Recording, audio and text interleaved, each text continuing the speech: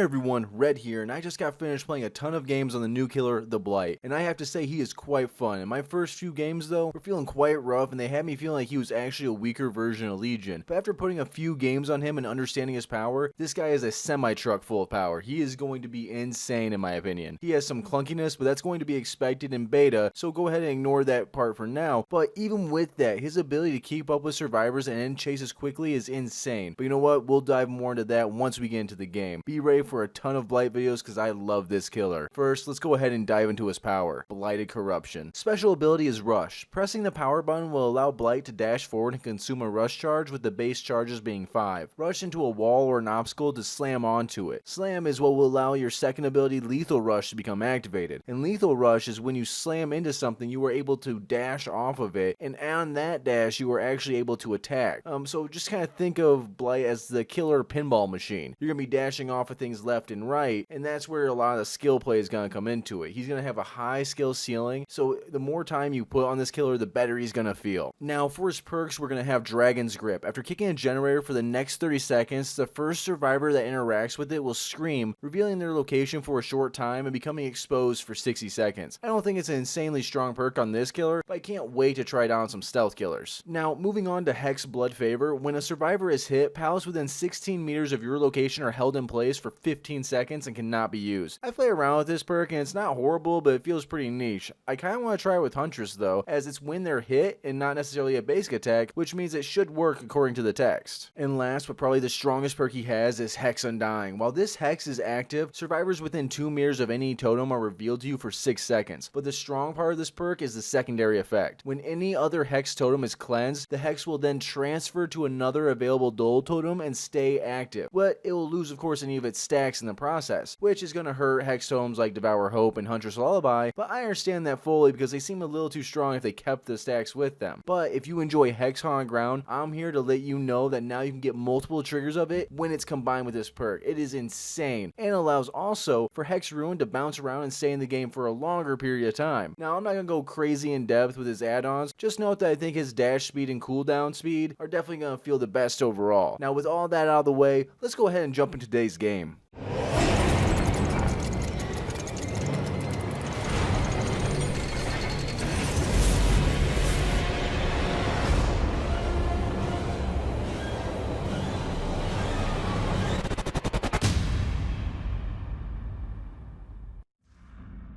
Now starting off with Blight is simple enough. Keep your eyes open for ram survivors while you're dashing from gen to patrol them. Now his dash isn't infinite and it has about a 20-meter range, so bump into things on your way to keep dashing around. And when you catch a survivor off guard, make sure to take a second to aim so you don't completely miss. Blight suffers from a double fatigue after landing a successful lethal rush, and at first I thought it was way too harsh, but I've come to get used to it and it doesn't give as much distance as I once thought.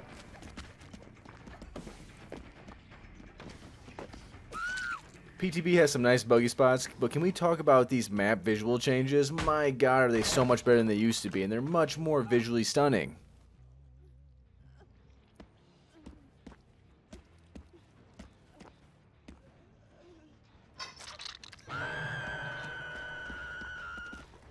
When running loops, most of the time you won't be able to use your power, and that can feel super awkward, especially when the stronger killers can, and that's what makes them so strong. But just keep in mind that it's a power that's a catch up and catch out tool instead of a looping tool, and you'll feel much better.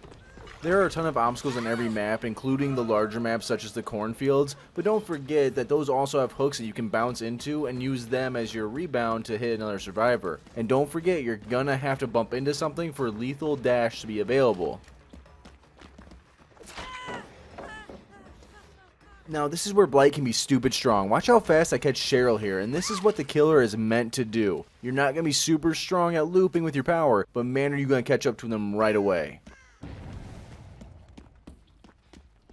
One thing I've learned about Blight power so far is to not get too overzealous with it. You don't need to go everywhere by dashing off of walls and trying to be fancy. Too much use of it can leave you open to fatigue or being juked pretty hard. And if you manage to bounce into a wrong surface on accident like I did here, just let the fatigue hit and resume the chase as normal. Don't panic and start ping-ponging everywhere. These survivors think I'm blind apparently.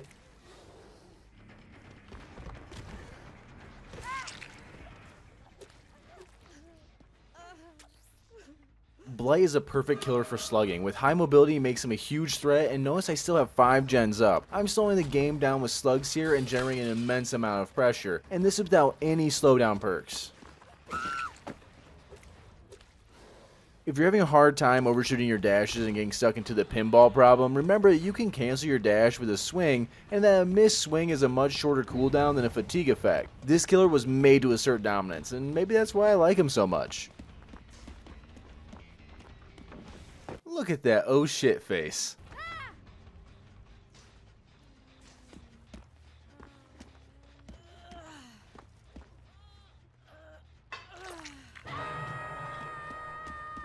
Blight can be a very snowbally killer and end games quickly by just being everywhere at once and forcing survivors to come to him.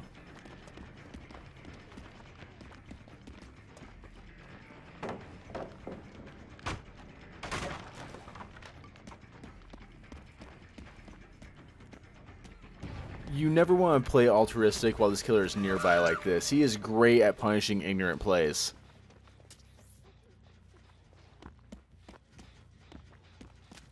You're still going to have to break pallets, but because of your ability to catch up, it really won't allow most survivors to gain a ton of distance unless in an indoor map, and the poor survivor here just had no idea what to do.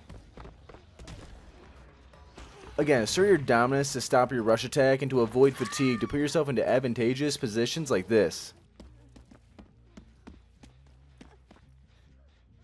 By slugging and getting numerous downs fast, we're able to start pulling really far ahead in the game by getting free hooks without the threat of gens popping. This is where Blight is going to excel.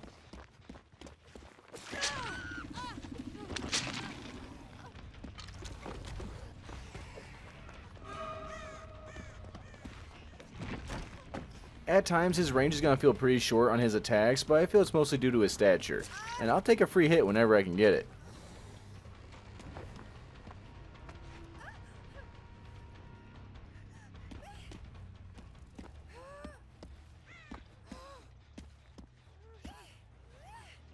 Definitely be careful when dashing around, as you will currently clip everything, even if it's a slightest bit in your way. When you slam into something, you will get a little bit of a movement to angle yourself, so make sure to push away from the edges of the obstacles.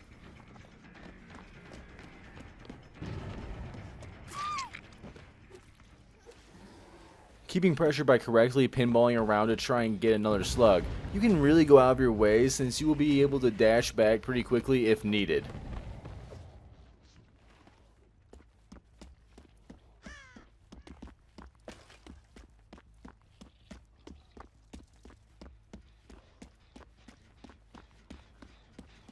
Since I have no slowdown perks to affect gens, I have to manually poke these gens with my cane. This is why I like Ruin. I'm a simple and lazy man. Look at the distance gained here with this dash instead of trying to clip something else to turn around and dash back. I actually cut my dash short with a swing, and I think this is the most important thing on playing Blight. Something that can make Blight feel very clunky is when you're swinging from your dash, you have very little camera movement. This can make it easier to get juked and 360'd, but asserting dominance is never too much of a hindrance.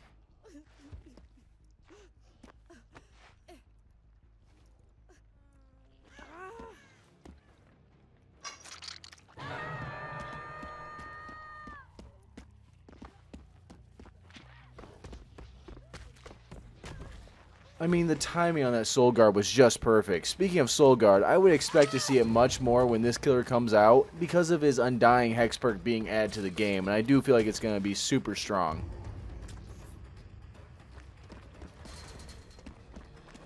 There's not really much to say about these kinds of loops. Just run them until the survivor drops pallet and then fake a break to see if they can leave, that way you can catch them out. Or just break it right away. It's your choice. I enjoy baiting one way, then baiting back before breaking a pallet. It can catch survivors off guard at times, which means it's less distance gained. Deadheart can be a pretty strong counter against the Blight's power due to either A, avoiding the hit, or B, dashing back through at you, which can make you stop your dash, or if you're not paying attention, you'll keep dashing forward and losing distance.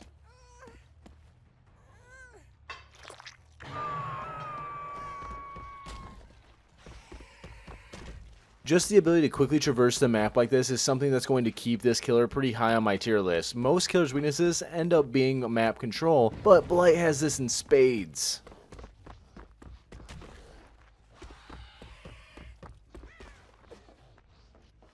Killer Shack can actually be a pretty rough loop for Blight to follow, and actually Blight gets pretty hindered by any effective vault looping locations. There are some places where you can pinball effectively for some cheeky hits, but they tend to be risky, and right now with how sensitive the hitbox and the slam currently are, I would just go ahead and stick to playing these tiles as you would with any normal M1 killer.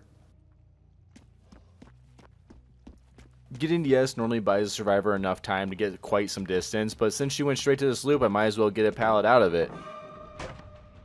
Now, Tinkerer is an amazingly fun perk to run on Blight, as can you imagine the fear of this guy bouncing off of something near you and then all of a sudden bouncing at your face and having no warning of your impending doom? I love it.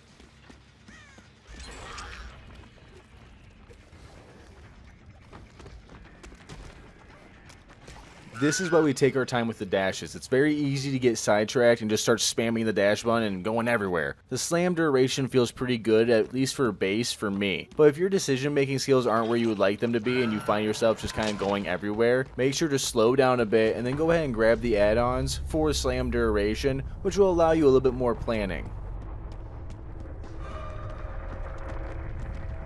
And you already know I don't play around with sneaky survivors.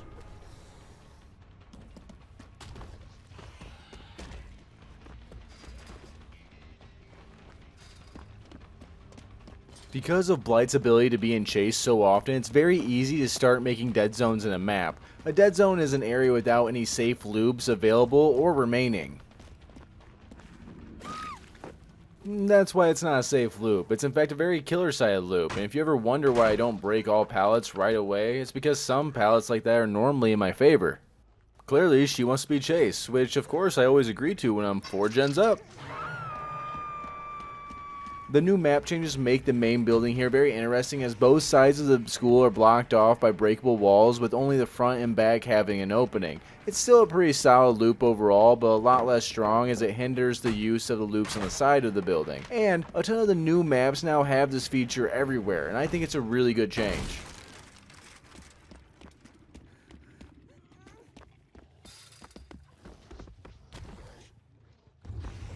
If I get stuck or have an opportunity to end a dash with a basic attack, I will take it. It's just a good habit to get into. And if you listen really carefully, you can track where a survivor is through a building, just like this.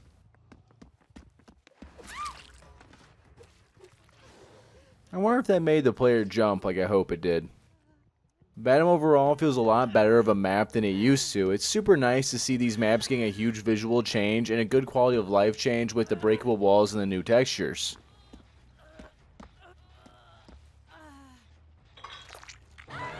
Another player down with 4 gens remaining pretty much seals this game up as a win.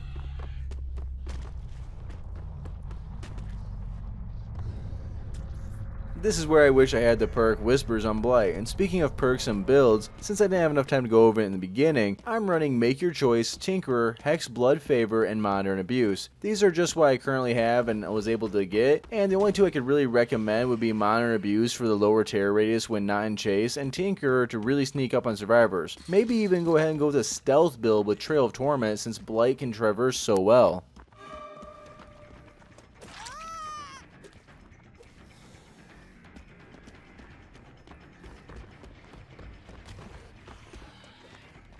You know, with the turning add-ons, it's possible I'd actually be able to snag her there, but I still feel that the turning add-ons are pretty situational where speed and cooldown will always feel solid.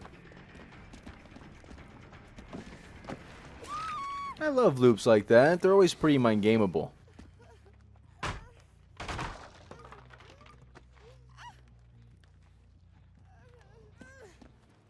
Though, one thing about this map that I'm not sure I like yet is the feeling that the hooks are miles away. I'd hate to have a survivor down in the basement of the school with the actual basement being in shack. You might actually not be able to make a survivor to a hook.